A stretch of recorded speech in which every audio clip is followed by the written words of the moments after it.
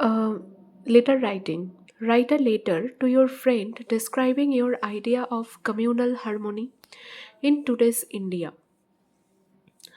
Communal harmony মানে বিভিন্ন সম্প্রদায়ের, বিভিন্ন কালচারের, বিভিন্ন ধর্মের মানুষদের মধ্যে কিভাবে ঐক্যবদ্ধতা বা একতা বজায় থাকবে, কিভাবে তারা একসাথে বসবাস করবে হাসি খুশিভাবে। তো এইটা নিয়ে তোমার কি আইডিয়া? আমাদের এখনকারের যা পরিস্থিতি আমাদের ইন্ডিয়াতে কমিউনাল হারমোনি নিয়ে, সেই নিয়ে তুমি কীরকম মতামত পোষণ করো, সেটা নিয়ে তোমার ফ্রেন্ডকে লেটার লেখো। তোমার আইডিয়াটা কীরকম কমিউনাল হারমোনি নিয়ে এখনকার ইন্ডিয়াতে? তো সেই নিয়ে একটা লেটার লিখতে বলেছে ফ্রেন্ডকে। তো এখানে উপরেই আছে কি নেম, অ্যাড্রেস, পিনকোড, ডেট, এগুলো সব নেম অ্যাড্রেস নিজের হবে। যে ডেটে লিখছি সেই ডেটটা এখানে দিতে হবে। ডিয়ার দিয়ে কোনো একটা ফ্রেন্ডের নাম দিতে হবে, তারপরে এখান থেকে লেখা স্টার্ট করতে হবে। I hope this letter finds you in good health, I am also well here. আমি আশা করছি এই লেটারের মাধ্যমে যে তুমি ভালো আছো, তোমার শরীর স্বাস্থ্য ভালো রয়েছে। আমিও এখানে ভালো রয়েছি। Today I am writing this letter to describe my idea of communal harmony in today's India. আজকে আমি তোমাকে এই লেটারটা লিখছি আমার কমিউনাল হারমোনি সম্বন্ধে কী মতামত এখনকার ভারতবর্ষে বা ইন্ডিয়াতে, সেটা নিয়েই আমি লেটারটা লিখছি।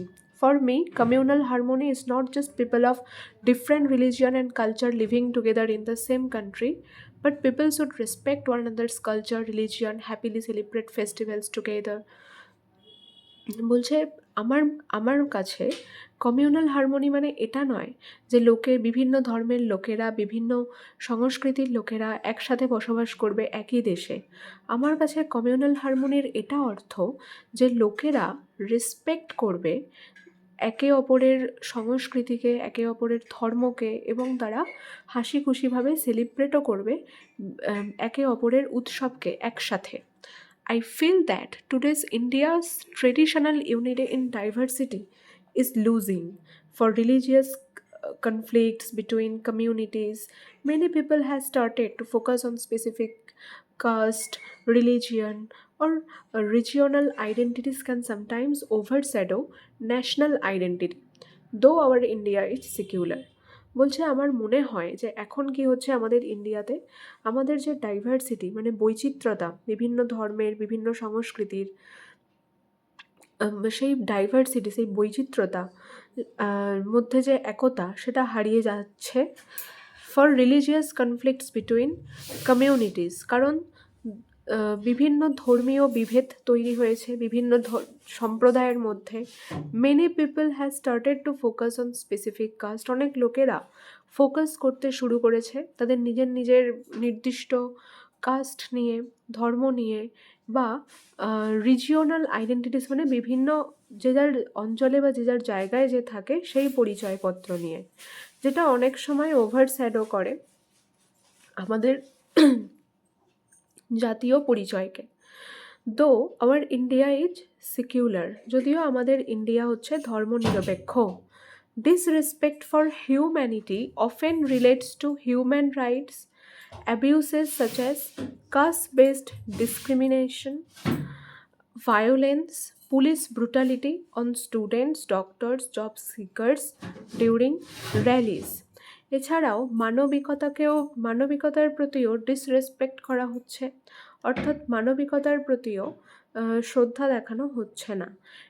এইটা মানবিকতার প্রতি ডিসরেসপেক্ট করা বা অশ্রদ্ধা দেখানো, সেটা হচ্ছে মানুষের যে অধিকার, সেই অধিকারগুলোকে চাপা ফেলে দেওয়া বা সেই অধিকারের অ্যাবিউজ করা। যেমন বিভিন্ন কাস্টের মধ্যে এখনও ডিসক্রিমিনেশন রয়েছে, পার্থক্য রয়েছে, ভায়োলেন্স চলছে, হিংসাত্মক অ্যাটাক বা হিংসাত্মক আক্রমণ, হিংসা যে চলছে দেশের মধ্যে, সেটাকে ভায়োলেন্স বলে। এছাড়া অনেক জায়গায় দেখা যায় পুলিশ ব্রুটালিটি, মানে পুলিশের নৃশংস আচরণ। কাদের উপরে না, স্টুডেন্টসদের উপরে, ডক্টরসদের উপরে, যারা জব সিকার্স, যারা চাকরি খুঁজছে এদের উপরে। কিসের সময় দেখা যায় পুলিশদের ব্রুটালিটি? বিভিন্ন র্যালিস, বিভিন্ন মিছিলের সময় দেখা যায়। Uniform implementation of law must be applied to control religious fanatism. Food, clothing, habitation, education, shelter for all to be ensured at first. তাই একটা অভিন্ন তারপরে একটা এমন আইন অ্যাপ্লাই করতে হবে যে আইন সকলের জন্য সমান। কোনো ধর্মীয় অন্ধবিশ্বাস থাকবে না। খাবার, জামাকাপড়, বাসস্থান, শিক্ষা, আশ্রয় সবার ক্ষেত্রেই একই রকম আইন থাকবে। সেটাকেই ইউনিফর্ম ইমপ্লিমেন্টেশন অফ ল বলা হয়েছে, মানে অভিন্ন আইন প্রণয়ন। What are your thoughts about this matter of communal harmony? Tell me by writing a letter to me next time. তোমার কি মতামত এই কমিউনাল হারমোনির ব্যাপারে? আমাকে জানিও তোমার নেক্সট লেটারে। Take care and write back soon. ততদিন নিজের যত্ন নিও এবং আমাকে একটা লেটার লেখো। ইয়োর বেস্ট ফ্রেন্ড দিয়ে এখানে নিজের নাম আর এদিকে ফ্রেন্ডসের নেম আর অ্যাড্রেস লিখে দিতে হবে।